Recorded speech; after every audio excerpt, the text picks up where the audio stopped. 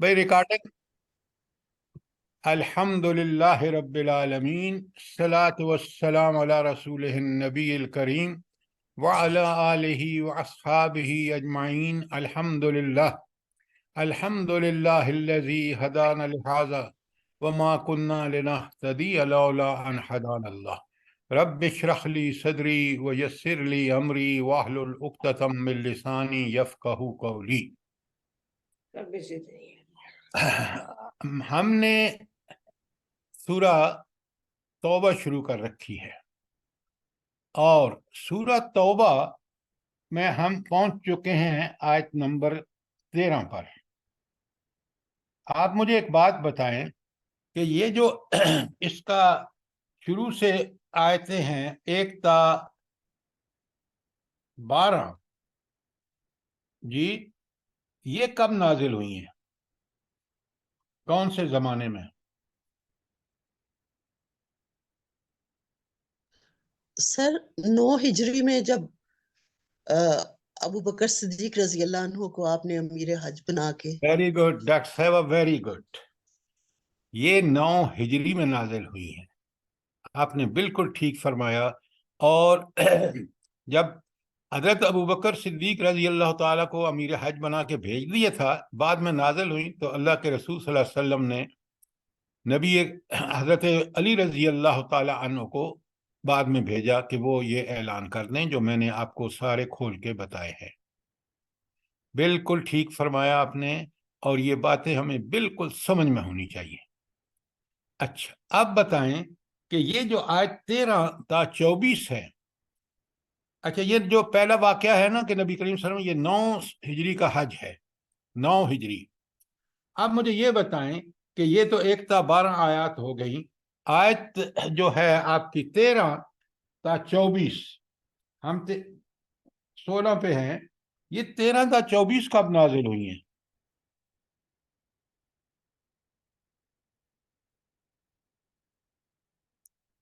آپ حضرات غور سے پڑھا کریں، خواتین و حضرات، اور جب اس طرح کا سوال ہو تو مجھ سے پوچھا کریں، تاکہ میں بھی جو غلطیاں کرتا ہوں کہ چیزوں کو بعض چیزیں رہ جاتی ہیں، وہ بیان ہو جائیں. لہٰذا یہ بات اچھی طرح نوٹ کریں، پہلی 1 تا 12 9 ہجری میں نازل ہوئی ہیں، اور یہ جو 13 تا 24 ہے، لکھ لیں، یہ نازل ہوئی ہیں 8 ہجری میں. اور 8 ہجری میں بھی کب؟ جب صلح حدیبیہ مشرکین نے توڑا ہے. معاہدہ حدیبیہ ہوا تھا نا، اس معاہدے کو جب انہوں نے توڑ دیا تو یہ 8 ہجری میں نازل ہوئی ہیں. بہت اچھی طرح سمجھیے، اس لیے کہ یہاں جو کہا جا رہا ہے، میں اب 13 کے بعد آج فوراً آپ کو خلاصہ بیان کروں گا، وہ قرآن ہی کی تاثیر ہے کہ قرآن نے جب حکم دے دیا، اللہ کا حکم آ گیا، رسول اللہ صلی اللہ علیہ وسلم کی زبانی بیان ہو گیا، تو 10,000 کا لشکر لے کے گئے آپ، اور آپ نے ان مکہ کو فتح کر لیا. اس لیے یہ جو شان نزول اور زمانہ نزول ہے، یہ بڑا امپورٹنٹ ہوتا ہے، اور اس زمانہ نزول کے حالات کی ہمیں واقفیت ہونی چاہیے. پھر قرآن آپ کو سمجھ آئے گا، احکامات سمجھ آئیں گے، اور آج کے زمانے میں ہم ان کو کس طرح سمجھے، وہاں سے ہمیں یہ ساری رہنمائی مل جائے گی.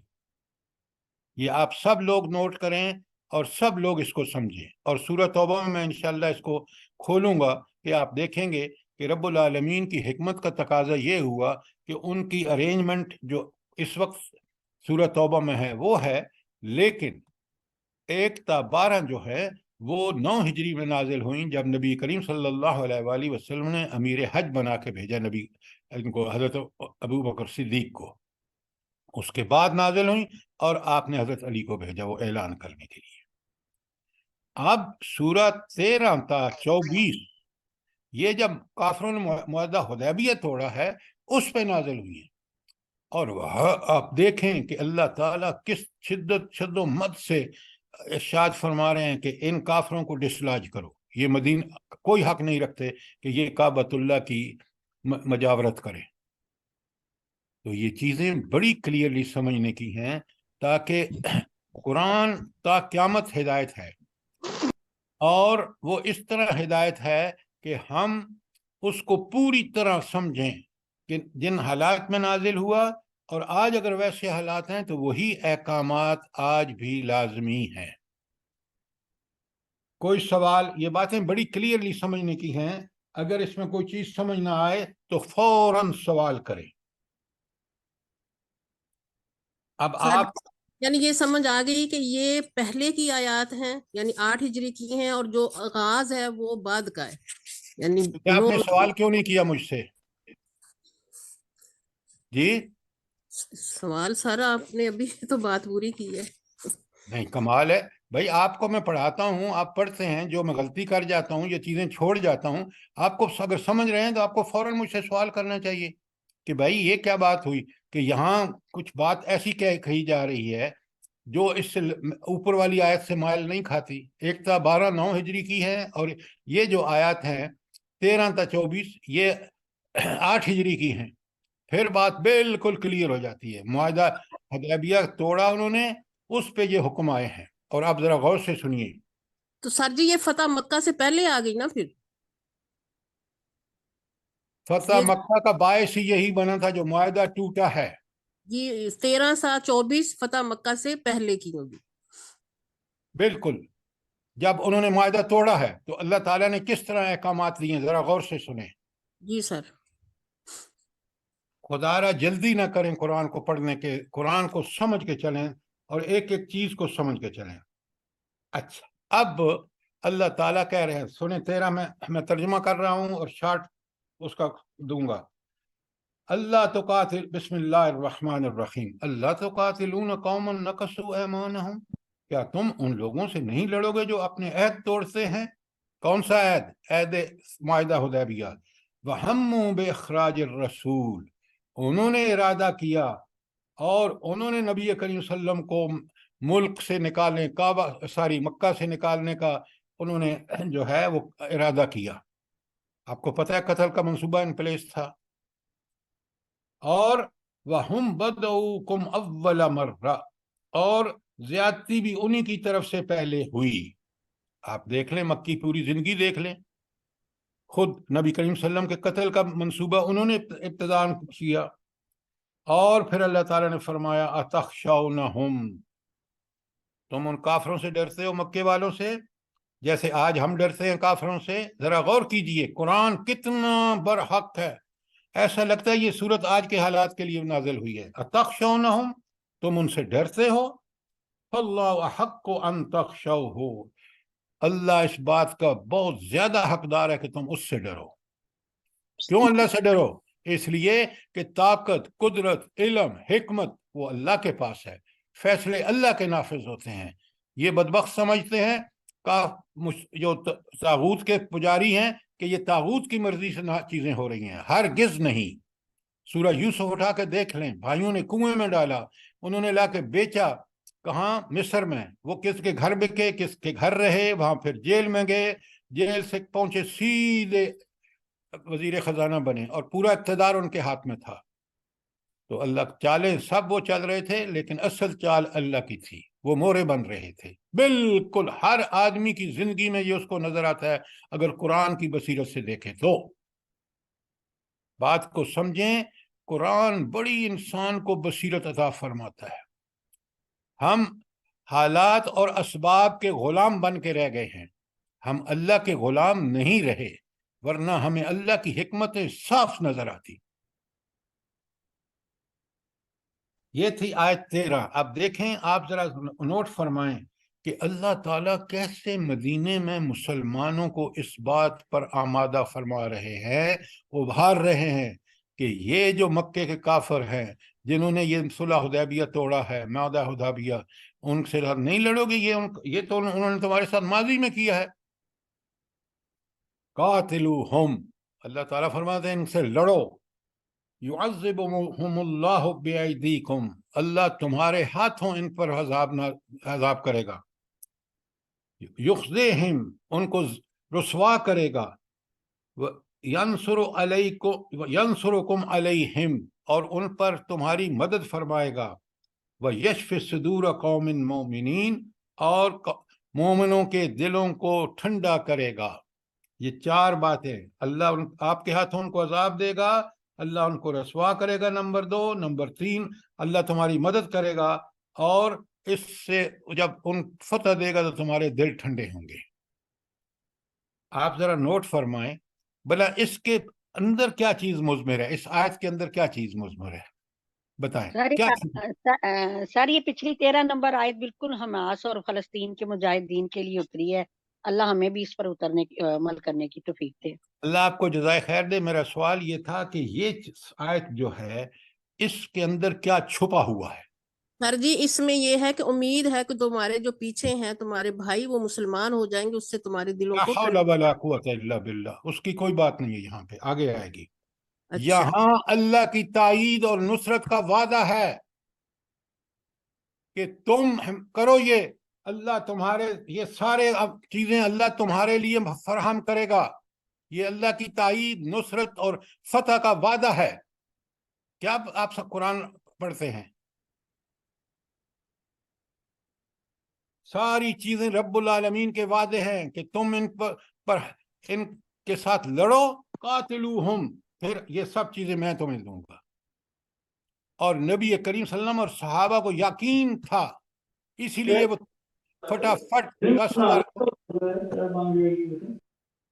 فٹافٹ 10,000 آدمی جمع ہوئے اور انہوں نے یہ کام جو ہے فتح، اور آپ دیکھیں وہ ساری چیزیں جو اللہ یہاں بیان فرما رہے ہیں وہ ساری موجود ہیں فتح مکہ میں۔ قرآن کو ذرا سمجھیں، اللہ کی کتاب، اللہ کا کہ فرامین قرآن نبی کریم صلی اللہ علیہ وسلم اور صحابہ نے سمجھے، صحابیات نے سمجھے، اور وہ اس کی ساری فیض و برکات سے بہرہ ور ہوئے۔ آج ہم اس کو نہ پڑھتے ہیں، نہ سمجھتے ہیں، نہ اپنے حالات میں اس سے رہنمائی لیتے ہیں۔ ذلت اور پستی ہمارا مقدر۔ اگر میں غلط کہہ رہا ہوں تو مجھے بتائیں۔ اس کے بعد آگے دیکھیں، اللہ تعالیٰ 15 میں فرماتے ہیں بسم اللہ الرحمن الرحیم وَيَذْهَبْ غَيْظَ قُلُوبِهِمْ، اور اللہ تعالیٰ ان کے دلوں کی جلن کو مٹا دے گا۔ وہ جو کافروں کے خلاف، جو ان کے مظالم کے خلاف مسلمانوں کے دلوں میں غیظ و غضب تھا، اللہ اس کو مٹا دے گا۔ وَيَتُوبُ اللَّهُ عَلَىٰ مَن يَشَاءُ، اور اللہ جس کی چاہے گا توبہ قبول کرے گا۔ یہ ہے وہ بات جہاں آپ بتا رہے تھے نا کہ ان کے رشتہ دار جن کو وہ تمنا رکھتے کہ وہ بھی اسلام سے بہرہ ور ہو جائے، تو اللہ تعالیٰ فرماتے ہیں کہ پھر یہ صورتحال ہو سکتی ہے، اور ہوئی۔ آپ نے دیکھا کہ مکے میں بَيَتُوبُ اللَّهُ عَلَىٰ، اللہ جس کو چاہے گا توبہ قبول کرے گا۔ اگر اس کے دل میں یہ خواہش ہوگی اور اس کی تمنا ہوگی، اس کے لیے کوشش ہوگا، تو اللہ ضرور قبول کرے گا۔ کیوں؟ واللہ علیم حکیم، یہ عین اللہ کے علم اور حکمت کا تقاضا ہے۔ جب وہ اللہ تعالیٰ دیکھتے ہیں کہ یہ بندہ، کیونکہ دلوں کے راز کو جانتے ہیں، کہ یہ بندہ میری طرف راغب ہے اور متمنی ہے، اللہ اس کو راستہ دکھا دیتے ہیں، وہ اسی راستے پہ چلتا ہوا پہنچ جاتا ہے اپنی منزل مقصود پر۔ کوئی سوال؟ اب آپ معاہدہ حدیبیہ کو، ان کا توڑنا اور ان آیات میں جو بیان ہو رہا ہے بالکل کلیئر ہو رہا ہے نہیں رہا ہے آپ کو؟ جی سر۔ اچھا، اب ذرا بہت غور سے دیکھیے خود ہمارا ایمان کس طرح تازہ ہوتا ہے۔ آیت 16 میں اللہ تعالیٰ فرماتے ہیں ام حسبتم، کیا تم نے یہ گمان کر رکھا ہے، کیا تم نے یہ سمجھ رکھا ہے ان تترکو، کہ ایسے ہی چھوڑ دیے جاؤ گے؟ وَلَمَّا يَعْلَمِ اللَّهُ الَّذِينَ جَاهَدُوا مِنْكُمْ، اللہ نے تو ابھی یہ جانا ہی نہیں کہ تم میں سے کون جہاد کرتا ہے۔ تو جنت صرف نماز روزے سے نہیں ملے گی، بہت ضروری ہے نماز روزہ، بہت ضروری ہے، لیکن جنت کے جو درجے ہیں وہ کن کے لیے ہیں؟ جو جہاد کریں گے، جو جان اور مال دونوں اللہ کے دین کی سربلندی کے لیے لگائیں گے، جو اللہ کے دین کو فروغ دینے کے لیے اپنا مال اور جان لگائیں گے، ان سارے اراکین کو پورا کرتے ہوئے، پہلے وہ سارے نماز، روزہ، حج، زکوٰۃ وغیرہ، اس کے بعد وہاں رک نہیں جائیں گے۔ وہ اللہ کے نائب اور اللہ کے خلیفہ ہیں. ان کا کام ہے کہ وہ کوشش اور جد و جہد کریں. کس کے لیے؟ غلبہ دین کے لیے، جیسے نبی کریم صلی اللہ علیہ وسلم، صحابہ اور صحابیات نے کیا. ذرا دیکھیں اس آئینے میں، ہم اپنی شکل دیکھیں.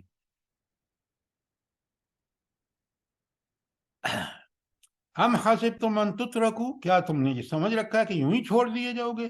وَلَمَّا يَعْلَمِ اللَّهُ الَّذِينَ جَاهَدُوا مِنْكُمْ، ابھی تک تو اللہ تعالیٰ نے یہی معلوم نہیں کیا کہ تم میں سے کون جہاد کرتا ہے.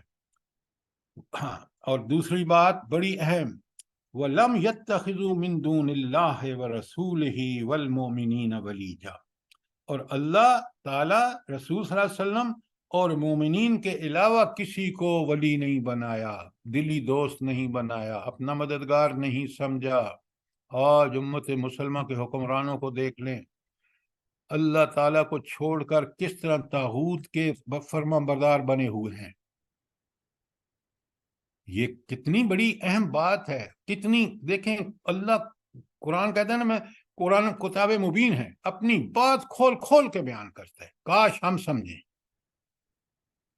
واللہ خبیر بما تعملون، بالکل حسب حال جو اس آیت میں اسی کے مطابق اللہ تعالیٰ کی صفت لائی گئی ہے. جو کچھ تم کر رہے ہو اللہ اس کو بھی دیکھ رہا ہے، اس سے بھی باخبر ہے، اور جو تمہارے دلوں میں فسفسے اٹھتے ہیں، خیالات اٹھتے ہیں، وہ ان سے بھی واقف ہے. اس لیے ذرا ہوش سے رہو، زندگی ذمہ داری کے ساتھ گزارو. اچھا، یہ جو آیت آئی ہے نا 16، یہ کل میں نے پڑھی تھی اور میں نے آپ سے کہا تھا ذرا بڑے غور سے دیکھیں کہ یہ آیت بھی شروع ہو رہی ہے ام حسبتم ان تترکوا. بالکل بہت ہی زبردست آیت جو اس کو اور ایکسپلین کر رہی ہے. لکھیں سورہ بقرہ کی آیت 214، یہ بعد میں دیکھا کریں. سورہ بقرہ آیت 214 ذرا غور سے سنیں. ام حسبتم ان تدخلوا الجنہ، کیا تم نے یہ سمجھ رکھا یوں ہی جنت میں داخل کر دیے جاؤ گے؟ جنت میں داخلے کے لیے کیا ہے؟ وَلَمَّا يَأْتِكُمْ مَثَلُ الَّذِينَ خَلَوْا مِن قَبْلِكُمْ، تم پر تو وہ حالات اور واقعات آئے ہی نہیں جو تم سے پہلے لوگوں پر آئے. حضور نبی کریم صلی اللہ علیہ وآلہ وسلم کے پاس صحابہ تشریف لائے. آپ صلی اللہ علیہ وسلم کعبۃ اللہ میں آرام وہ ٹیک لگا کے بیٹھے تھے، تو انہوں نے کہا یا رسول اللہ دعائیں کریں، کہ دعا کریں ہمیں اللہ تعالیٰ ان مصیبتوں سے نکالے. حضور نے فرمایا دیکھو غور سے سنو، تم سے پہلے لوگ ایسے بھی گزرے ہیں جن کا آرا سر پہ رکھ کے 2 ٹکڑے چیر کر دیے گئے، لیکن اللہ کے دین پر قائم اور قائم رہے. لہذا تم استقامت اختیار کرو. آج ہم نے تو دنیا کی نشہ اتنا ہمارے اوپر چڑھا ہوا ہے، ہم میں خواہشات ایک سے ایک بڑھ کر، ہمارے معاملات دنیا پرستی، مال پرستی میں غرق. دیکھیں ہم اپنے آپ کو، اپنے ارد گرد دیکھیں، بالکل یہ صورت نظر آئے گی. قرآن ہمیں اس ماحول میں لے جاتا ہے جہاں ہمارا ایمان نہ صرف تازہ ہوتا ہے بلکہ ایمان بڑھتا ہے. اور وہ بڑھتا کب ہے؟ وَإِذَا تُلِيَتْ عَلَيْهِمْ آيَاتُهُ، جب اللہ کی آیات ان پر تلاوت کی جاتی ہیں اور وہ سمجھتے ہیں، فَزَادَتْهُمْ ایمان، ان کا ایمان بڑھ جاتا ہے. سبحان اللہ وبحمدہ سبحان. اللہ تعالیٰ فرماتے ہیں، سنیں غور سے آیت آگے میں پڑھ رہا ہوں. یہ کیا حالات ان پر گزرے تھے؟ مَسَّتْهُمُ الْبَأْسَاءُ وَالضَّرَّاءُ، ان پر تنگ دستی، مصیبتیں، بیماریاں گزریں. وَزُلْزِلُوا، وہ ہلا مارے گئے. اس حد تک ان پر تنگ دستی اور بیماریاں اور تکلیفیں اور مشقتیں آئیں. وَزُلْزِلُوا، اور ہلا مارے گئے. اس حد تک حَتَّى يَقُولَ الرَّسُولُ وَالَّذِينَ آمَنُوا مَعَهُ، یہاں تک کہ پکار اٹھے اس وقت کا رسول اور وہ لوگ جو اس کے پاس ساتھ ایمان لائے تھے، جن پر یہ سب گزرا تھا. انہوں نے کیا کہا؟ مَتَى نَصْرُ اللَّهِ، اللہ رب العالمین کی مدد کب آئے گی؟ یہ ہے وہ صورت جو آج فلسطین میں ہے. سمجھیں ذرا،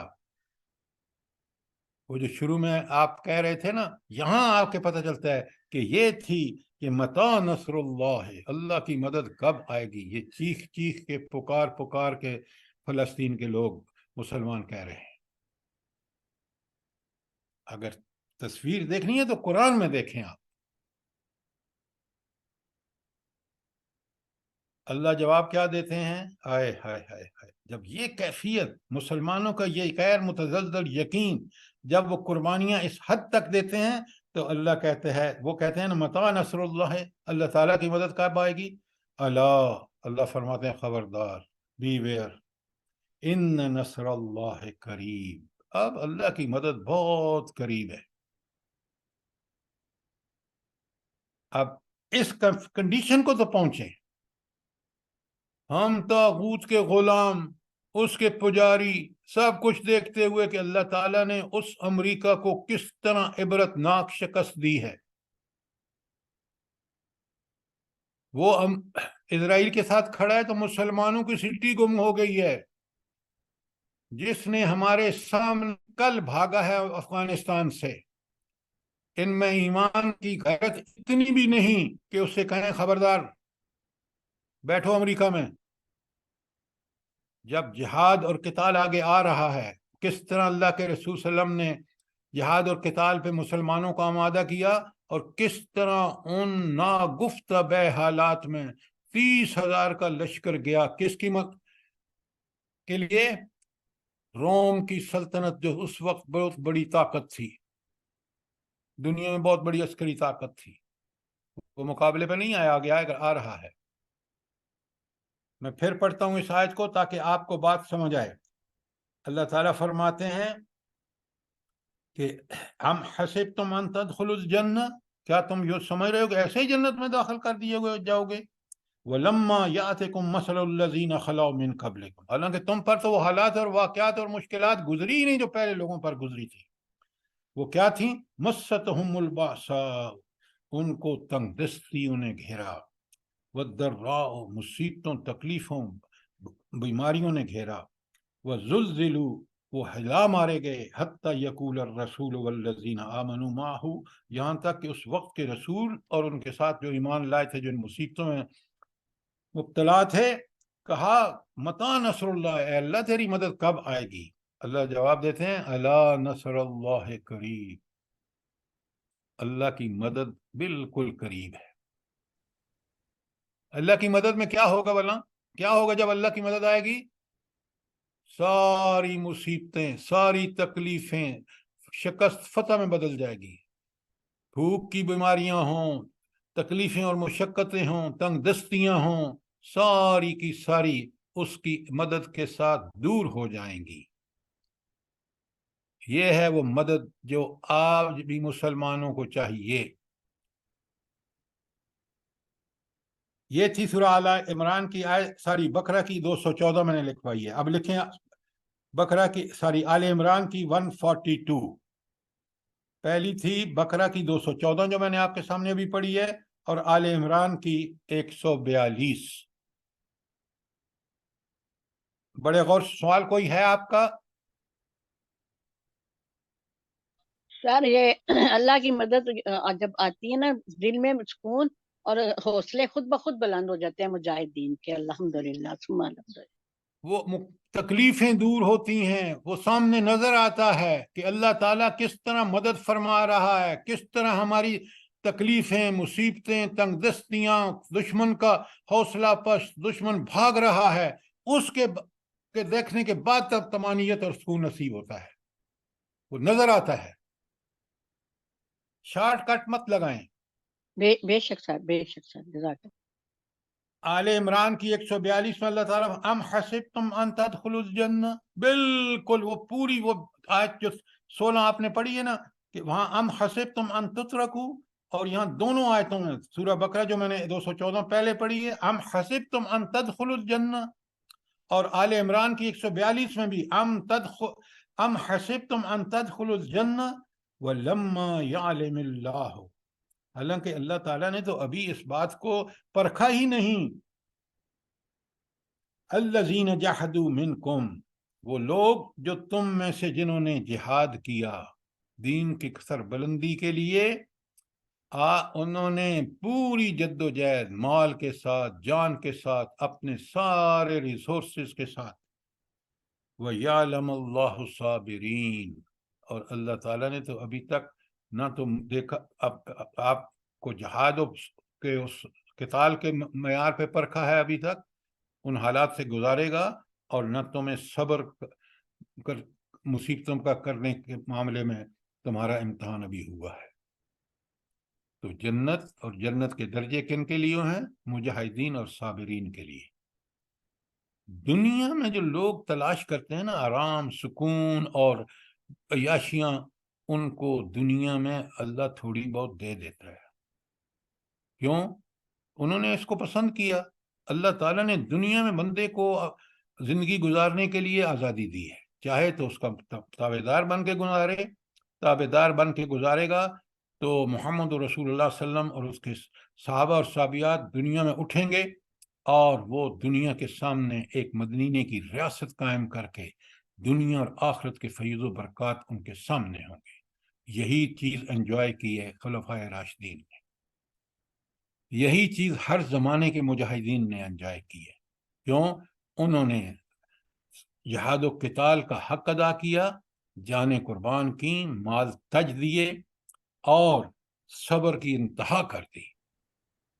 لہذا یہ ہے وہاں جنت، کوئی ایسی چیز نہیں ہے خدا کے بندو. آپ یقین مانیں، میں نے یورپ، امریکہ کے 5 اسٹار ہوٹل سب دیکھے ہیں، وہاں رہا ہوں. میں جب قرآن پڑھتا ہوں تو میں کہتا ہوں یہ کتنی عارضی اور کتنی دائمی ہے. شاید خالص آپ کو ملتا نہیں وہاں نہریں، دودھ خالص یہاں ملتا نہیں وہاں نہریں، اور اللہ کہتے ہیں یہ دودھ کبھی خراب بھی نہیں ہوگا. ذرا سوچیں تو صحیح، اللہ کے وعدوں پہ ہمیں یقین نہ ہو، کیسا ایمان ہے ہمارا. اچھا، اور آخری آیت سورہ مومنون کی 115، میں نے 3 آیتیں لکھوائی ہیں، بقرہ کی 214، آل عمران کی 142 اور سورہ مومنون کی آیت 115.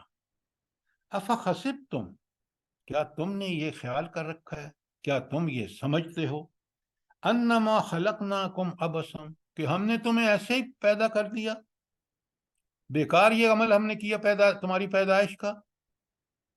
اب یہاں بات کو سمجھیں، اللہ تعالیٰ نے ہمیں نہ صرف پیدا کیا ہے، ہماری ساری دنیاوی ضرورتوں کو پورا کیا ہے. نعمتیں اتنی، وَإِن تَعُدُّوا نِعْمَتَ اللَّهِ لَا تُحْصُوهَا، اللہ کی نعمتوں کا تم کاؤنٹ نہیں کر سکتے، شمار نہیں کر سکتے. تو کیا اللہ فرماتے ہیں تمہیں ایسے ہی یہ سب کچھ میں نے دے دیا؟ نہیں، اس کے پیچھے ایک مطلب ہے کہ تم خلیفۃ اللہ زمین میں، تم نے اللہ کے احکامات کو بجا لانا ہے. اور آگے سنیں، کوزے میں دریا بند کر دیا، وَأَنَّكُمْ إِلَيْنَا لَا تُرْجَعُونَ، اور تم ہمارے پاس نہیں آؤ گے، ہم تم سے حساب کتاب نہیں لیں گے، تمہارے اعمال نامہ تیار نہیں کرا رہے. تمہیں اس وقت جب دیا جائے گا تو تم خود تمہارے ہوش چھوڑ جائیں گے کہ یہ کتنا مکمل ہے. اب آپ نے دیکھا کہ یہ تھیں وہ آیات جنہوں نے مسلمانوں کے دلوں کو گرما دیا، اور 10,000 لوگ کب؟ 8 ہجری میں. نبی کریم صلی اللہ علیہ وسلم نے 8 سال ہجرت کیے ہوئے ہیں، اور آپ دیکھیں کن حالات سے گزرے ہیں. بدر 2 ہجری، شوال 3 ہجری میں احد، 5 ہجری میں غزوہ خندق یا احزاب، اور بے شمار جو ہیں وہ تھے وہ سرایا. اس کے بعد ان آیات نے پھر مسلمانوں کو ان حالات میں ایسا بیدار کیا، ان کا ایمان ایسا بڑا، ایسے پکے استقامت دکھائی کہ وہ تیار ہو گئے، اور وہ 10 سال کا لشکر لے کے نبی کریم صلی اللہ علیہ وسلم گئے، اور مکہ 8 سال بعد وہی لوگ جو آپ کے قتل اور خون کے پیاسے تھے آپ کے سامنے شکست کی حالت میں کھڑے تھے، بھیک مانگ رہے تھے معافی کی. یہ کس کا کمال ہے؟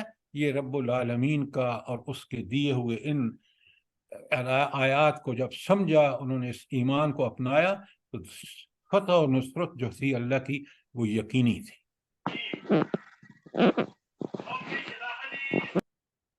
تو کوئی سوال، کوئی چیز کلیئر نہ ہوئی ہو؟ ہم جلدی نہ کریں، ہم ان آیات کو ٹھیک ٹھیک سمجھیں اور اس کے مطابق اپنی زندگیاں استوار کریں، اور یہ رول ماڈل ہمارے ان ساری چیزوں کے زندہ جاوید نبی کریم صلی اللہ علیہ وسلم ہے۔ اللہ تعالیٰ مجھے بھی اور آپ کو اس کی توفیق عطا فرمائے۔ آمین، سبحان اللہ۔ سر یہ تینوں آیات جو آپ نے آمین۔ لکھائی ہیں، یہ کتنی ایک دوسرے سے ملتی ہیں، سبحان اللہ۔ قرآن کا یہی تو دیکھیں نا میڈم، پیچھے ہم پڑھ کے آئے ہیں، ان کی آیات ہم رنگ ہیں، یہ ہم رنگی کی شکل آپ سامنے ہے۔ جی بالکل، جزاک اللہ۔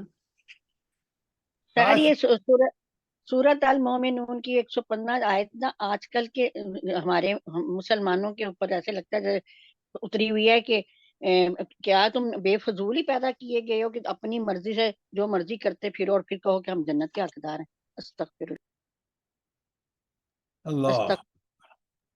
یہ تو حضرت موسیٰ کی قوم اور ہم لوگ سیم جا رہے ہیں، دیکھا جائے تو بالکل وہی نہیں، ہم ان سے بڑے ہوئے ہیں میڈم، یہ مت کہیں، ہم ان کو پیچھے چھوڑ گئے ہیں، اس لیے کہ ہمارے پاس وہ قرآن جو اللہ نے نازل کیا منو ان ہمارے ہاتھ میں، کافر اس کی تورات کی بنی اسرائیل تبدیلیاں کر چکے ہیں، اس کو تبدیلیاں کر چکے ہیں حضرت عیسیٰ کے فالوور بائبل کے، لیکن قرآن وہ چیز ہے جس کے بارے میں رب نے فرمایا اِنَّا نَحْنُ نَزَّلْنَا الذِّكْرَ وَإِنَّا لَهُ لَحَافِظُونَ۔ ہم اگر کمپیئر کریں، ہم بنی اسرائیل کو بہت گمراہی میں پیچھے چھوڑ گئے ہیں۔ بے شک ہمارے بے پاس شک اللہ۔ رب العالمین کا قرآن منو ان، صحابہ، صحابیات، اور سب سے بڑھ کر نبی کریم صلی اللہ علیہ وآلہ وسلم ہمارے جو ہیں وہ رہبر اور رہنما، وہ رول ماڈل۔ اگر ہم تو بڑے مجرم ہوں گے قیامت کے دن اگر ہم نے یہی قرآن کے ساتھ کیا جو تورات کے ساتھ بنی اسرائیل نے کیا ہے۔ یہ بات سمجھ آ گئی آپ کو؟ جی سر، اللہ ہمیں معاف کرے اور سیدھے آمین، رستے پہ چلنے کی توفیق دے۔ آمین ثم آمین، آمین۔ اچھا، یہ تھی آیت 13 جو ہم نے مکمل کر لی۔ اب اگر آپ صلح حدیبیہ کو سامنے رکھیں کہ کس طرح انہوں نے صلح حدیبیہ کو توڑا اور پھر اللہ تعالیٰ نے مسلمانوں کو فتح مکہ کا تحفہ دیا، تو پھر اللہ تعالیٰ فرماتے ہیں کیا ہوا؟ آیت 14، بسم اللہ الرحمن الرحیم، قاتلوہم، ان سے لڑو، یعذبہم اللہ بایدیکم، اللہ تمہارے ہاتھوں ان کو عذاب دے گا۔ یہ عذاب کہاں ہوا کافروں کو بلا؟ سر یہ ہم پڑھ چکے ہیں، ہم آیت 16 تک پڑھ چکے ہیں۔ آپ میرے سوال کا جواب دیں،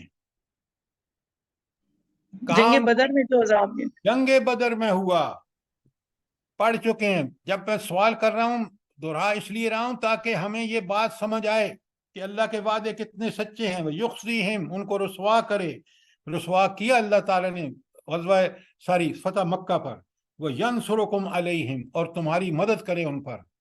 جنگ بدر میں مدد کی، احد میں مدد کی، احزاب میں مدد کی، فتح مکہ پہ کوئی زمانہ گزرا ہو، کوئی واقعہ گزرا ہو، ذرا دیکھیں۔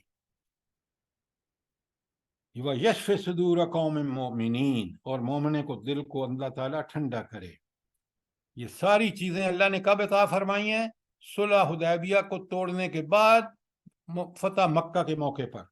وَيَذْهَبْ غَيْظَ قُلُوبِهِمْ، اور ان کے دلوں کا غصہ ٹھنڈا ہو۔ وہ جو اذیتیں دی تھیں عمر، حضرت عثمان کو، حضرت بلال کو، حضرت خباب بن ارت کو، وَيَتُوبُ اللَّهُ عَلَىٰ مَن يَشَاءُ، اللہ جس کو کے لیے چاہے توبہ قبول کرے۔ اب ان مسلمانوں کی آرزو تھی کہ کاش یہ دین، یہ ایمان جس نے ہمیں اللہ کی تائید اور نصرت سے نوازا ہے، یہ ہمارے رشتہ دار کافر بھی قبول کر لیں۔ تو اللہ فرما رہے ہیں کہ یہ بالکل اللہ انہی کی توبہ قبول ضرور کرے گا جو اس کے لیے خواہش مند ہوں گے۔ اور یہ معاملہ کب ہوگا؟ واللہ علیم حکیم، علیم حکیم، یہ جب اللہ کی حکمت اور اللہ کا علم وہ عین عدل کے متقاضی ہے، اور وہ ان کو یہ سب چیزیں نصیب ہوں گی اللہ کے علم اور حکمت کے تحت۔ آیت 16 ہو چکی، میں نے کھول کے آپ کے سامنے بیان کر دی ہے۔ اور اب ذرا دیکھیں، اللہ تعالیٰ یہاں بڑے اسٹرانگ دلائل دے رہا ہے کہ یہ کیسے ہو سکتا ہے کہ مکہ کی کعبۃ اللہ کی تولیت جو ہے وہ مشرکین کے ہاتھ میں ہو۔ بھائی یہ تو اللہ کا گھر ہے، یہ تو صاحب ایمان، صاحب تقوی، صاحب تزکیہ مسلمانوں کے حوالے ہونا چاہیے۔ لہٰذا آپ دیکھیں یہاں آیت 17 میں بالکل کلیئرلی بتا دیا گیا کہ اب کعبۃ اللہ نبی کریم فتح مکہ سے پہلے حکم دے دیا گیا کہ اب یہ کافروں کے تسلط میں یا کافر اس کے تولیت کے اہل نہیں ہے۔ وما كان للمشركين ان يعمروا مساجد الله شاهدين على انفسهم بالكفر۔ اللہ اکبر، کاش ہم اس کو سمجھتے ہوتے تو آج ہماری مسجدیں بھی اسی کے مصداق ہوتی، وہ بھی اللہ کے گھر ہیں، یقیناً اللہ کعبۃ اللہ کے برابر نہیں ہے، لیکن اصول یہی ہے۔ ما کان للمشرکین، یہ مشرکین کے لیے ہر لحاظ سے جائز نہیں ہے، نہ وہ اس کے اہل ہیں، ان یعمروا مساجد اللہ، کہ وہ اللہ تعالیٰ کی مسجدوں کی آبادی کریں، وہ مشرکین یہ اس کے اہل نہیں ہیں۔ کیوں؟ شاہدین علی انفسہم بالکفر، یہ خود اپنی ذات پر کفر کی گواہی دے رہے ہیں۔ یہ تو بتوں کی پوجا کرتے ہیں، 360 بت وہاں رکھے ہیں کعبۃ اللہ میں، یہ اس کے کیسے تولیت کے حقدار ہو سکتے ہیں؟ پتہ ہے آگے بڑی سخت آیت ہے ان کافروں کے بارے میں۔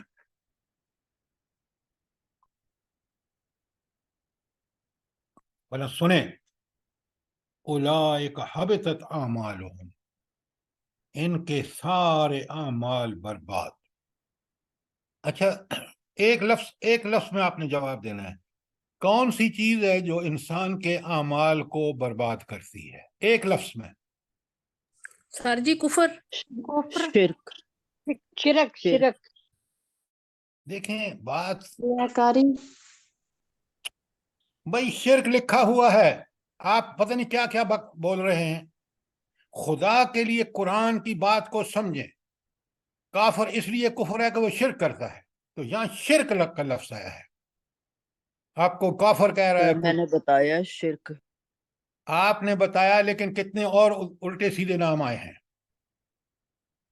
خدا کے لیے ہماری کوشش یہ ہے کہ ہم قرآن کی آیت کے باہر نہ جائیں، پہلے اس کو سمجھ لیں، پھر اس کی اپلیکیشن کیا ہے وہ بعد کی بات ہے۔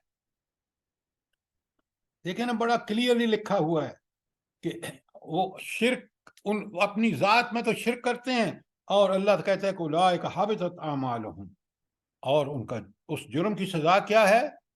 جب سارے اعمال برباد ہو گئے، وَفِي النَّارِ هُمْ خَالِدُونَ، وہ ہمیشہ جہنم میں رہیں گے۔ ذرا غور کریں، یہ رب کے فیصلے ہیں، یہ نافذ ہو کے رہیں گے۔ ہم ان تمام چیزوں سے بچیں جو اللہ کی ناراضگی، جو شرک اور کفر کا باعث بنتے ہیں، جو منافقت کا باعث بنتے ہیں۔ اچھا اب ذرا سنیں، قرآن کوالیفیکیشن بتا رہا ہے، قرآن یہ بتا رہا ہے کہ ان مساجد کے اور خاص کر کعبۃ اللہ کے حقدار کون ہے کہ اس کی تولیت یا اس کے جو ذمہ داری ان کے ذمہ ہو، وہ کون ہے؟ بڑے غور سے دیکھیے، ایک ایک چیز کو سمجھیے آیت کے، تاکہ بات ہمیں کلیئر ہو۔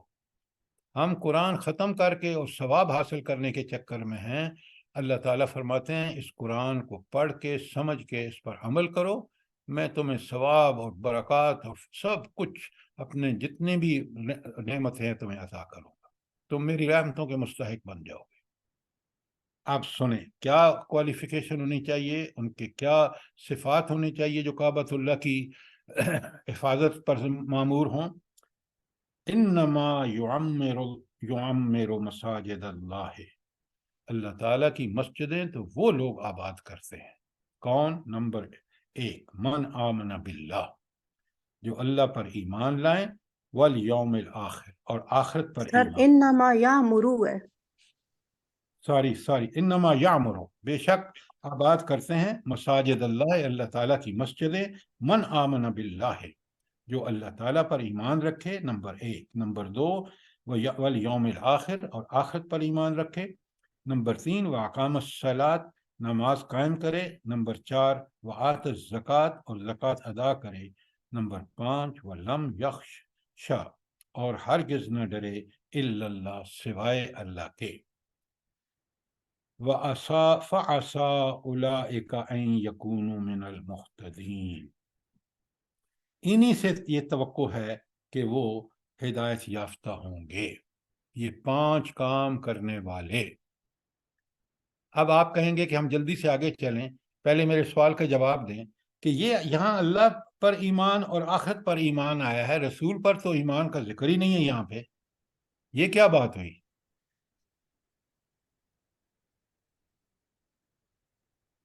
بتائیں جلدی. سر جب اللہ کے اب بڑے سر غور ہم سے، اب بڑے سر غور ہم سمجھ ہی نہیں سکتے اللہ کے ایمان کو جب تک کہ رسول صلی اللہ علیہ سر وسلم کا اللہ پر ایمان ہے، نبی پاک صلی اللہ علیہ وسلم کی اطاعت ہی اللہ پر ایمان ہے، وہ ساتھ ہی ہے. سر یہاں اللہ کے گھر کی بات ہو رہی ہے، اس لیے یہی دیکھیں، آپ بڑے غور سے سنیں. یہ آپ اللہ پر ایمان اور آخرت پر ایمان کب لائیں گے، کیوں لائیں گے، کس کے کہنے پر لا رہے ہیں؟ سب سے پہلے کس کی بات مان رہے ہیں کہ اللہ پر ایمان لاؤ، رسول پر، ساری آخرت پر؟ یہ کون کہہ رہا ہے؟ اللہ کی رسول صلی اللہ علیہ وسلم. نبی رسول کریم صلی کی اللہ سر علیہ وسلم. اس لیے ذکر نہیں ہے کہ یہ ایمان لائے ہم کس کے کہنے پر ہیں، کس پر پہلے ایمان نبی پر لائے ہیں، وہ کہہ رہے ہیں کہ اللہ پر ایمان لاؤ، آخرت پر ایمان لاؤ.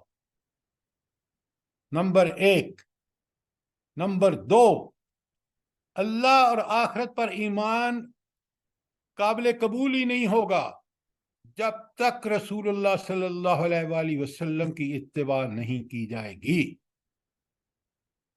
2 چیزیں ہیں، اس لیے یہاں خود آٹومیٹیکلی موجود ہے رسالت پر ایمان. کیوں؟ اللہ اور آخرت پر ایمان کا تقاضا یہ ہے کہ تم رسول اللہ صلی اللہ علیہ وسلم کی اتباع کرو. غور کیا کریں، یہ اس طرح نہیں ہے کہ ہم معنی پڑھ کے گزرتے جائیں، تاکہ ہمیں اندازہ ہو کہ کتنا اہم ہے اس رسالت کا پر ایمان. بات کلیئر ہے؟ نہیں؟ کوئی کامنٹس، کوئی سوال؟ جی سر. اچھا، اب آگے آ گیا واقام الصلاۃ 3 نمبر پر. تو یہاں یہ کیوں دین پہ تو سارے پہ عمل کرنا ضروری ہے، تو یہ اللہ تعالیٰ کیوں صرف اقامت الصلاۃ اور آت الزکوٰۃ اور تیسری شرط ہے کہ سوائے اللہ کے کسی سے نہ ڈرے؟ جلدی بتائیں.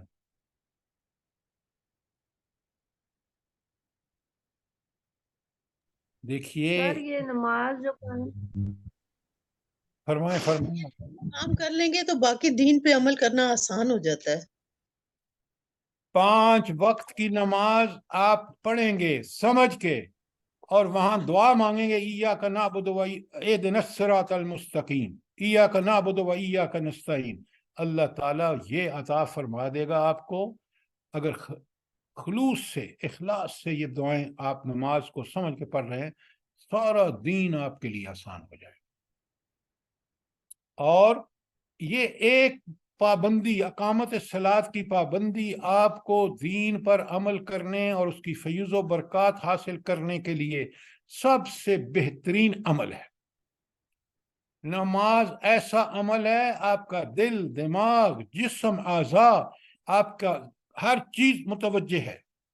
بہترین تربیت کا ذریعہ ہے اقامت نماز. ایک ایک لفظ کو دیکھیں، قرآن نے جو ترتیب بیان کی ہے اس میں کیا حکمت ہیں، اس کو دیکھیں. سر ہمارے ایمان کی ظاہری شہادت بھی یہی ہے.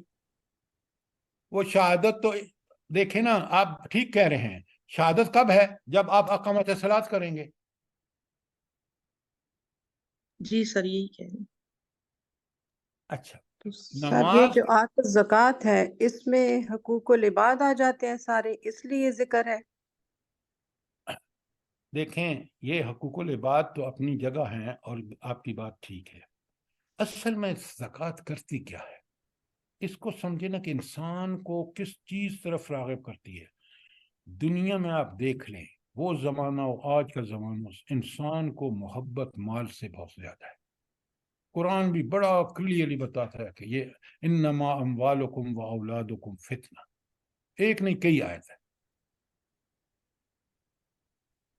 اس فتنے پر، اس آزمائش کو قابو میں لانے کے لیے دل کو خالص کرنا پڑے گا اللہ کے لیے، ساری محبتیں، مال کی محبت، اولاد کی محبت ختم کر کے اس کو، محبت رہے گی اس کو تابع کر دیں۔ کس کی محبت کے تابع کر دیں؟ اللہ کے۔ اللہ کے ساتھ۔ تو اللہ کی محبت اس وقت حاصل ہوگی جب آپ پسندیدہ مال اللہ کے راستے میں خرچ کریں گے، اس سے بغیر نہیں ہو سکتی۔ بے شک بے شک۔ ان کو سمجھیں باتوں کو، یہ ریپیٹیشن بار بار اس لیے کہ ہم پرائرٹیز، ترجیحات ہمارے دل و دماغ میں پیوست ہو جائیں۔ اور پھر فرمایا وَلَمْ يَخْشَ إِلَّا اللَّهُ، یہ تو انتہا ہے نا ایمان کی۔ ایمان باللہ اس وقت تک ہو ہی نہیں سکتا جب آپ اللہ کے ڈر کے علاوہ کوئی ڈر اپنے دل میں نہ رکھیں۔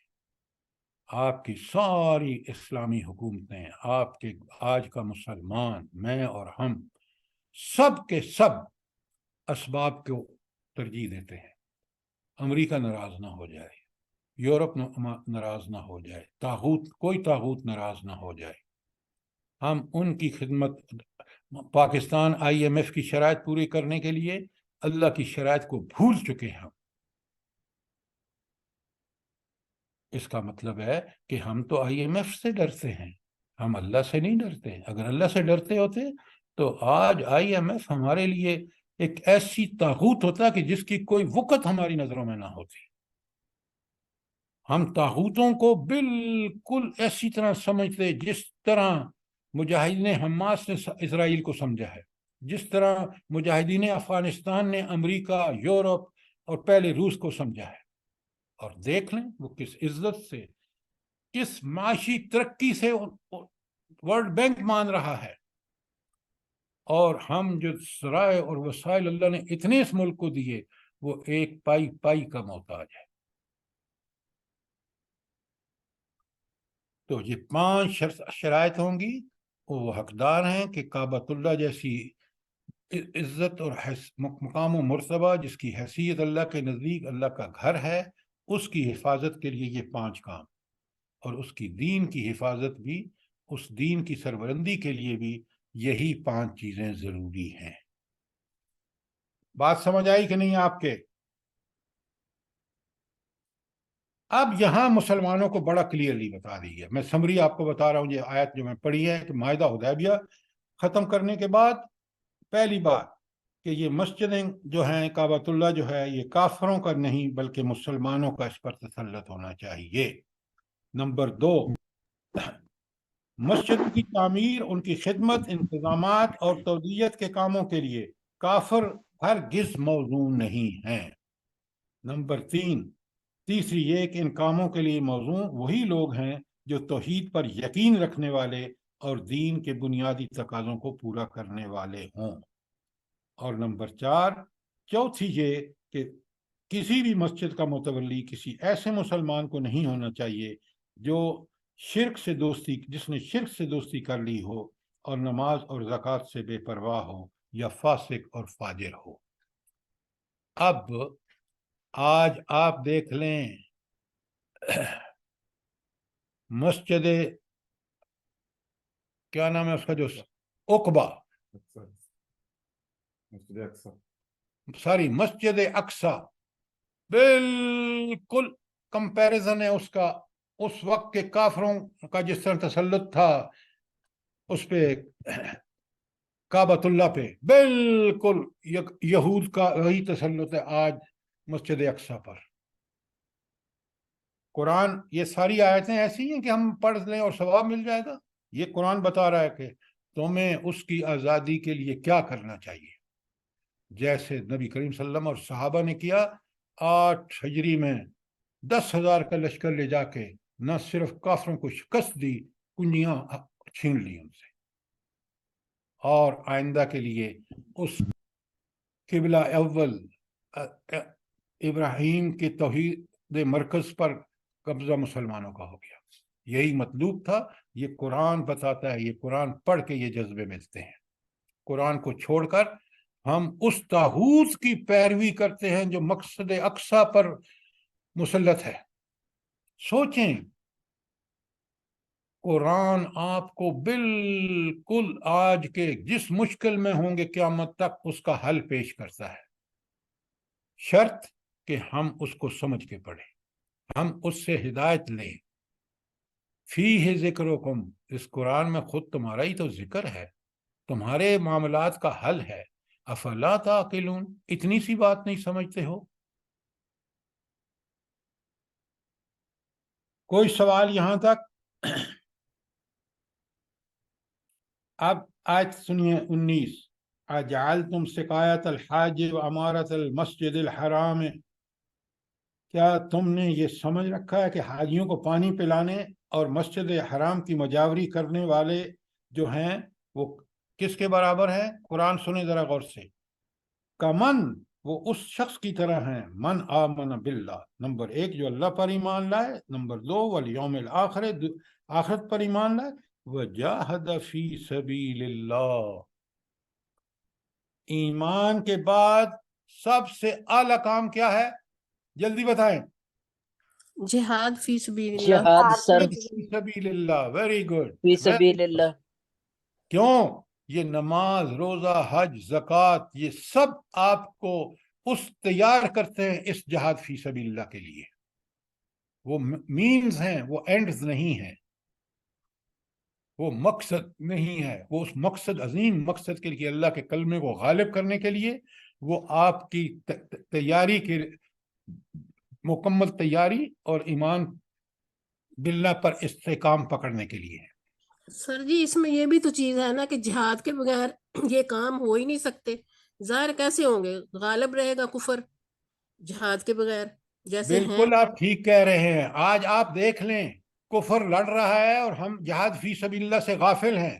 اتنی امت، تعداد دیکھ لیں، ذرائع اور وسائل دیکھ لیں، کوئی چیز کافروں سے کم نہیں ہے، ہر چیز ان سے بڑھ کر ہے۔ پھر ذلت اور مقدر اس لیے کہ ہم جہاد فی سبیل اللہ نہیں کر رہے۔ یہ بات آپ کی بالکل ٹھیک ہے۔ ہم اپنے گریبان میں جھانکیں تو ہمیں صاف نظر آ رہا ہے۔ آپ دیکھیں، ہمارے حکمران اس امریکہ کی چاکری کر رہے ہیں جو ہمارے سامنے دم دبا کے بھاگا ہے یہاں سے، اور کس کے ہاتھوں شکست؟ وہ مجاہدین جن کے پاس نہ اسلحہ پورا تھا، نہ کھانا پینا پورا تھا۔ اور اسلامی نظام کی برکتیں دیکھیں، 1.5 سال میں ان کی اکانومی ہم سے بہتر۔ سوچیں، غور کریں، اللہ نے عقل دی ہے، شعور دیا ہے، اس کا تو تقاضا تھا کہ لیکن ہم نے کیوں یہ عقل اور شعور غلط ڈائریکشن میں جاتا ہے؟ جب انسان قرآن و سنت سے رہنمائی نہیں لیتا۔ تو سر جی پھر اگر ہم یہ سوچیں، یہ صرف جہاد کو لیں تو پوری امت مسلمہ کا یہ حال ہے کہ ان کی تو یعنی ہم تو بخشش کے قریب بھی نہیں جا سکتے جو حالات ہیں۔ پھر اب قرآن پڑھیں، سب واضح ہے، اس میں کسی لمبے چوڑے لاجک کی ضرورت نہیں ہے، عام جو کامن سینس سے ہم سمجھ سکتے ہیں۔ اب سنیں آیت نمبر 19۔ سر واقعی صحیح بات ہے کہ یقین کریں، نہ والدین ایسے رہے ہیں اور نہ بچے اولادیں ایسی رہی ہیں۔ اللہ ہم کو توفیق دیں کہ ہم اچھے والدین بھی بنیں اور اولادیں بھی ہماری جہاد کے لیے آئیں آگے، انشاءاللہ۔ دیکھیں، اللہ کے رسول صلی اللہ علیہ وسلم نے فرمایا ہے، بڑے غور سے سنیں، آج اس کی تباہی کی ایک وجہ ہے، ہمیں پتہ ہے، اور اللہ کے رسول نے صاف قرآن نے بھی بتایا، اللہ کے رسول ان اللہ یرفع بہذا الکتاب اقوام، قوموں کو عروج اور ترقی اس وقت ملے گی جب اس کتاب کے حقوق پورے، قرآن مجید اور قرآن سنت کے حقوق پورے کریں گے۔ وَيَدْعُ بِهِ آخرین، جو اس کو چھوڑیں گے وہ ذلیل اور رسوا ہوں گے۔ تاریخ گواہ ہے اس کے اوپر۔ اب بتایا کہ اس پر یہ دو کبھی برابر نہیں ہو سکتے۔ کون؟ جو اس کے کعبۃ اللہ کے آبادی کے لیے اور مسجد حرام کی خدمت کے لیے معمور ہوں، لیکن خود اپنی ذات میں کفر پر پابند ہوں، کفر کے کرنے والے ہوں۔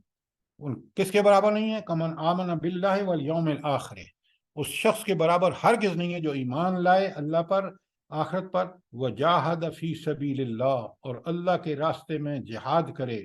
لا یستوون عند اللہ، وہ اللہ کے ہاں برابر ہرگز نہیں ہے۔ واللہ لا یہدی القوم الظالمین، اللہ تعالی ظالم قوم کو کبھی ہدایت نہیں دیتا۔ اچھا جلدی سے بتائیے یہاں ظالم کا مطلب کیا ہے؟ سر شرک کرنے والے۔ ہاں بالکل ٹھیک ہے، تھوڑی سا اور ایکسپلین کریں، آپ کی بات ٹھیک ہے۔ شرک سب سے بڑا ظلم ہے۔ چلے میں آپ کو سادہ کر دیتا ہوں سوال۔ شرک سب سے جہاد نہ کرنے والے۔ شرک سب سے، جب وہ شرک کرے گا تو جہاد کیسے کرے گا؟ ہاں آپ کو سوال یہ ہے کہ شرک ظلم ہے، تو شرک ظلم کیوں ہے بلا؟ دیکھیں نا، ہمیں جب ایکسپلین کرنا ہے سامعین کو تو شرک ظلم کیوں ہے، جلدی بتائیں۔ اللہ تعالیٰ کی اتھارٹی اور اللہ کا حق کسی اور کے دیا جاتا ہے۔ بات آپ کی ٹھیک ہے، میں ذرا الفاظ بہتر کر دیتا ہوں۔ سب شرک، سوری، ظلم کا معنی کیا ہے؟ پہلے یہ سمجھیں، ظلم کا معنی ہے کسی چیز کو اپنے اصلی مقام سے ہٹا دینا۔ بات سمجھ رہے ہیں؟ اب اللہ کا مقام اس دنیا میں وہ خالق، مالک، رازق اور حاکم ہے، یہ ہے اللہ تعالیٰ کا مقام۔ کوئی اور کسی کا یہ مقام ہو ہی نہیں سکتا۔ مشرک اس مقام سے اللہ تعالیٰ کو ہٹا کر بندوں کے برابر لے آتا ہے، اس کی صفات کو بندوں میں دیکھنا شروع کر دیتا ہے۔ یہ ہے وہ چیز جو کفر کو، ساری شرک کو ظلم بناتی ہے، اور سب سے بڑا ظلم شرک ہے۔ یہ ہے اس کا مفہوم۔ اب آپ کا کوئی سوال ہو، جو آج ہم نے بہت اہم چیزیں پڑھی ہیں، خاص کر صلح حدیبیہ کے بعد یہ آیت 13 سے جو اب چل رہا ہے سلسلہ، اور کس طرح اللہ کے رسول نے، قرآن مجید نے، سنت نے لوگوں کو آمادہ کیا، کس طرح ان کو بھارا کہ 10,000 کا لشکر 8 ہجری میں نبی کریم صلی اللہ علیہ وسلم لے کے ایکسکیوز می سر، یہ تھوڑی سی وضاحت اور کریں، شرک ظلم کیسے ہے؟ سب سے بڑا ظلم شرک ہے، اور آگے کیا بتایا آپ نے؟ ہاں، شرک سب سے بڑا ظلم کیوں ہے؟ پہلے ظلم کے معنی ہمیں آتے ہوں نا، پھر بات آسان۔ ظلم یہ ہے کہ کسی چیز کو اپنے اصلی مقام سے ہٹا کر نیچے لے آنا۔ ظلم کیا ہے؟ کہ کسی چیز کو اپنے اصلی مقام سے، اللہ تعالیٰ کا مقام کیا ہے بتائیں جلدی سے؟ خالق، مالک، رازق، حاکم، کائنات کا بادشاہ، کائنات پوری کی پوری اس کے حکم پہ چل رہی ہے۔ یہ بڑا مقام اور مرتبہ ہے، کسی اور کو حاصل نہیں۔ اب مشرک کیا کرتا ہے؟ اس اللہ کو اس کے مقام سے نیچے لا کر، کبھی کہتا ہے یہ بندہ بھی عالم الغیب ہے، کبھی کہتا ہے یہ بندہ کارساز ہے، نعوذ باللہ، میرا پیر یا ولی۔ یہ اس نے جب حرکت کی تو اللہ تعالیٰ کو اس مقام سے ہٹا کر بڑے نیچے مقام پر لے آیا۔ اس کو کہتے ہیں ظلم۔ اب بات سمجھ آ گئی؟ اس لیے شرک ظلم ہے۔ سر جی ایک سوال ایک ہے۔ ایکسپلینیشن یہ بھی تو ہو سکتی ہے جی نا کہ سر، جزاک اللہ۔ انسان کی اصل جگہ جنت ہے، اور جب انسان شرک کرتا ہے تو وہ پھر اپنے آپ کو جہنم یہ میں لے بالکل جاتا غلط ہے، یہ آپ کی بات غلط ہے۔ ظلم کا معنی، اور جب میں نے ابھی آپ کو ایکسپلین کیا، یہ بات آپ کی جو ہے یہ بڑی دور جا کے کسی طرح درجے میں سمجھ آتی ہے۔ آپ بات کو ایکسپلین کریں اس کے علمی اعتبار سے، اس کے لاجک کے اعتبار سے۔ جو صحیح ہے. यस سر جی ایک سوال، یہ جو ظلم کا لفظ آ رہا ہے تو یہ ظلم جو ہے انسان اپنی جان پر یا اللہ کے اوپر کر رہا ہے، یعنی دونوں معنی آئیں گے اس میں کہ اپنی جان پر بھی کر رہا ہے اور اللہ پر بھی؟ اللہ کے ساتھ کوئی ظلم کر سکتا ہے؟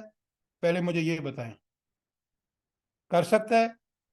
نہیں سر، کر نہیں سکتا. وہ اپنے ساتھ کر رہا ہے، اپنے عقیدے میں کر رہا ہے، اپنے عمل میں کر رہا ہے. جی اچھا، اب ایک اور سوال آخری آپ کے پاس آ رہا ہے. یہ تو تھا اللہ تعالیٰ کو اپنے مقام سے نیچے کر دینا، یہ ظلم ہے. اب کسی اور کو، اس انسان کو، کسی نبی کو، کسی ولی کو مرتبے سے اٹھا کر اونچا کر دینا اتنا کہ وہ اس کے اہل نہیں، اس کا حقدار نہیں، یہ کیا چیز ہے دین میں؟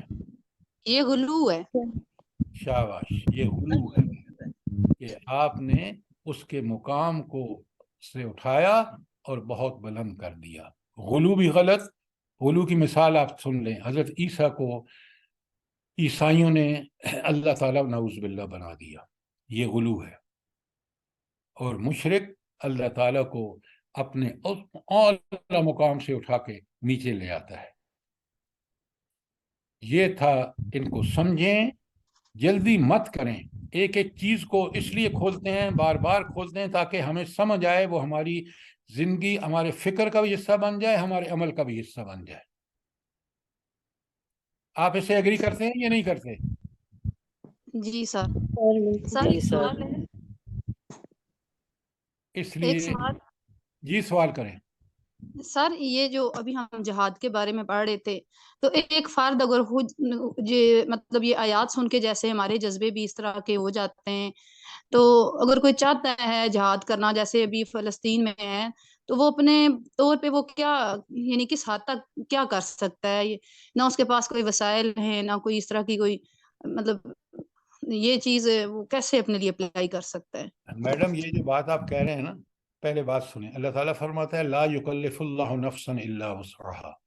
جتنی اس بندے کی وسعت ہے نا، اس سے بڑھ کر اللہ تعالیٰ اس کو مکلف نہیں ٹھہراتا. آپ بالکل بے بس بھی نہیں ہیں. آپ دامیں درمیں سخنے ان کی مدد کر سکتے ہیں. آپ کوئی فنڈ بھیجنا چاہیں، آپ دعائیں کرنا چاہیں، سب سے بڑی التجائیں اور دعائیں ہیں اللہ سے. کامیابی اس نے دینی ہے کہ اللہ ہم تو بے بس ہیں، لیکن ہم آپ کے حضور ضرور دعا کرتے ہیں کہ ان مظلوموں کو، وہ جو تیرے راستے میں لڑ رہے ہیں، اللہ ان کو کافروں کے مقابلے میں فتح عطا فرما. کیوں؟ فتح آپ ہی کے ہاتھ. جی سر، یہ دو کام تو ہم الحمدللہ بہت اچھے طریقے سے کر رہے ہیں، لیکن کل بھی اس بات پہ وہ تھوڑی سی بحث ہوئی تھی نا کہ جہاد کے لیے پھر ہم کیا قدم، مطلب یہ تو کام ہم کر رہے ہیں اور آپ کہہ رہے تھے کہ یہ کام کافی نہیں ہے. آپ اپنے بچوں کو تیار کر رہے ہیں کہ وہ کل زندگی میں جذبہ جہاد سے پر عمل کر کے آپ کے لیے صدقہ جاریہ بنے؟ کر رہے ہیں آپ؟ بالکل سر جی، آج بھی ٹائم مل جائے تو آج بھی چلے جائیں گے وہ. یہ کام آپ کر رہے ہیں تو پھر آپ سمجھیں کہ آپ بالکل ٹھیک لائن پہ چل رہے ہیں، کہ آپ اس کا کل جب انقلاب آئے یا کہیں بھی تو ہمارے بچے اس کے دست و بازو بن جائیں، ان کو ہم اتنا تیار کر دیں. جی سر، الحمدللہ بچوں کے دلوں میں یہ احساس، یہ محبت، یہ چیز ڈالی ہوئی ہے، ایسی بات نہیں ہے، لیکن اب بھائی اپنے آپ آپ کو سنیں، آپ اپنے آپ پہ کیوں لے رہے ہیں؟ قرآن میں جب میرے سامنے سامعین اس وقت 70 سے زیادہ ہیں، آپ ایک بندے کی بات نہ کریں، ہم مجموعی طور پر اپنی حالت کو دیکھیں. آپ بھی پرفیکٹ، نہ میں پرفیکٹ کر رہا ہوں نہ آپ پرفیکٹ کر رہے ہیں. ہمیں اس پرفیکشن پہ جانا چاہیے جس کا قرآن مطالبہ کر رہا ہے. اللہ تعالیٰ مجھے بھی اور آپ کو اس کے عمل کی توفیق عطا فرمائے. سر اس کے لیے سب سے پہلی بات تو یہ ہے کہ ہم کفر کے نظام میں رہ رہے ہیں، تو یہاں پر دین کا نفاذ اس کی کوشش کریں کہ ہمارے ملک میں جو ہے وہ اس کا نظام قائم ہوگا، تو تب ہم یہ سب کام کر سکتے ہیں، جہاد بھی اور سب کچھ. ہاں، لیکن اس کی تیاری، اس کا کام ساکت نہیں ہو جاتا کہ جب تک یہاں اسلام نہیں آتا ہم ہاتھ پہ ہاتھ دھرے بیٹھے رہیں. آپ کی بات 100% ٹھیک ہے، 100% ٹھیک ہے، کہ پہلا کام یہ ہے کہ اس ملک جو اسلام کے نام پر پڑا یہاں اسلام نافذ ہو، اس کے لیے ہمیں جدوجہد کرنی چاہیے. لیکن سر یہاں آپ کے کہنے کا مطلب یہ ہے نا کہ ہم اپنے طور پر کوششیں جاری رکھیں، پھر بات بالکل کی تو بات ہے. جو قرآن اور سنت نے ہم پر لازم ٹھہرایا ہے، واجب فرض کیا ہے، وہ اس کو کریں ہم. جزاک اللہ خیر. اللہ ہم سب کو اللہ کے دین کے قائم کرنے کے لیے اقامت دین کی توفیق عطا فرمائے. ربنا تقبل منا انك انت السميع العليم وتب علينا انك انت التواب الرحيم. سبحان ربك رب العزة عما يصفون والسلام على المرسلين والحمد لله رب العالمين.